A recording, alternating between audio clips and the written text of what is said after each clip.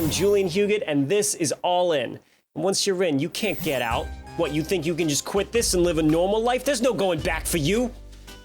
I'm sorry, I'm getting carried away because I have been playing a remastering of one of my favorite games from my formative years, MAFIA Definitive Edition.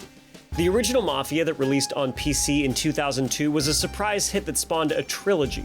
While the sequels had their strengths, for me, nothing ever topped the experience of rising through the ranks of the criminal underworld in that first game.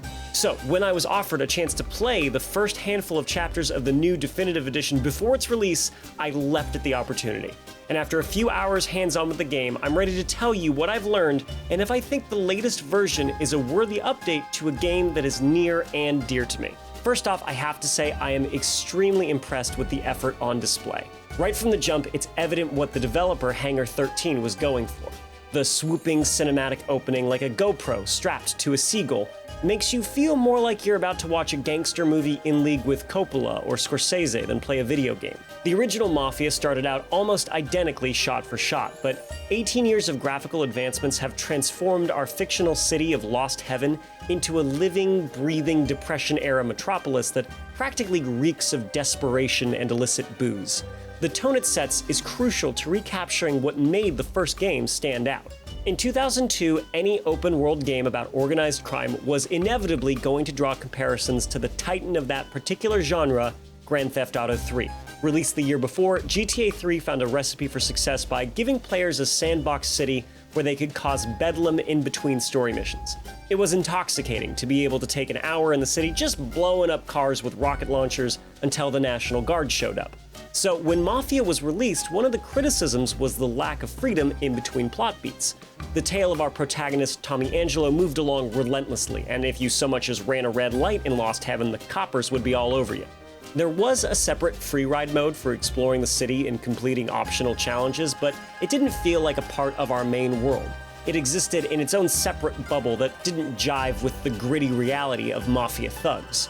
Later games tried to address that perceived shortcoming. Mafia 3 scattered missions across its bayou setting and required players to complete a certain number before letting them take the next step in the narrative. But by making the exploration more integral to the progression, it felt unfocused and lost its sense of forward movement. So weirdly, for Mafia Definitive Edition, I am happy to report the game is faithful to the original and the open world is not its major selling point. I know it's odd to celebrate a feature scaling back, but the game is so much better for it. Instead, the team at Hangar 13 has poured their efforts into bringing out what made the original special. The arc of Tommy Angelo's life from cab driver to feared mobster to stool pigeon is now so well defined. The stakes of his situation are so much more clear, and the supporting cast is much more fleshed out to make the emotional beats of the story's twists and turns more impactful. I'll give you an example. Early on, when Tommy is still just a cabbie trying to scrape by, we play a day in his life driving fares around the city. In 2002, the passengers got in and were almost mute until they reached their destination, unless you crashed into a light pole. Now, the game takes the opportunity to really rub in how low Tommy is on the social ladder, with passengers making backhanded remarks the whole ride. I honestly wanted to run one of them over. All I could think was, someone ought to teach you some respect. Later, once we've fallen in with the mob, our compatriots also get more dialogue to fill in the travel time, showing more of their personalities than before. The game's director, Hayden Blackman, has said in particular they wanted to make Tommy's dame Sarah a bigger part of the game, and also make it clear that one side character, Paulie, has ambitions beyond being a small-time crook.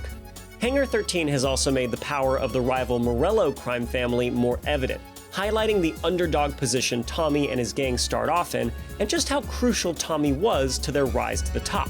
Welcome to the family. The script and voice acting are also all new, and although the original main cast was solid, the change is appreciated. The Midwestern setting wasn't obvious the first time around, partly because I don't think the original Czech developers knew much about regional American accents, the same way I don't know about different Czech accents. Now, as soon as anyone speaks, it's pretty obvious where we are. Almost every line of dialogue feels like it's about to end with, "Duh, bears." How long you been in town? Which is great. I want to be in 1930s Chicago. I want to get the sense we're up against Al Capone at his height.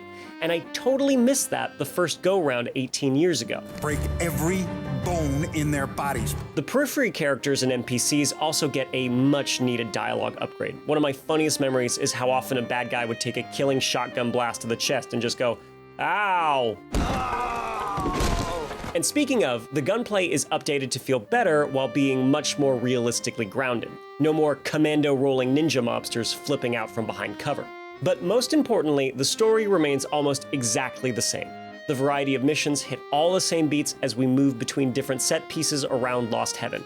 Each one is unique and important to the story Tommy tells, making them memorable and lasting. Playing Mafia Definitive Edition is like popping in a Blu-ray copy of The Godfather or Goodfellas when the last time you saw it was on VHS. Everything you loved about it is still there, but it's so much richer and more vivid than you remember. You've grown enough to understand Tommy's world, and Tommy's world has more details to appreciate. I think this game is absolutely a worthy remaster of the original, and it's so wonderfully fitting. Like Tommy Angelo, the Mafia trilogy has been through so much, only to end up just where it started. It's the perfect send-off for the franchise as Hangar 13 pivots to a new IP. Experience this tale of friendship, love, betrayal, and the cost of power when it launches September 25th, and I promise you, you won't forget about it. I am Julian HUGUET, and if you want to see me be a wise guy and get all weepy as I play remakes of games from my childhood, then follow me on Instagram, Twitter, and Twitch at HUGUET.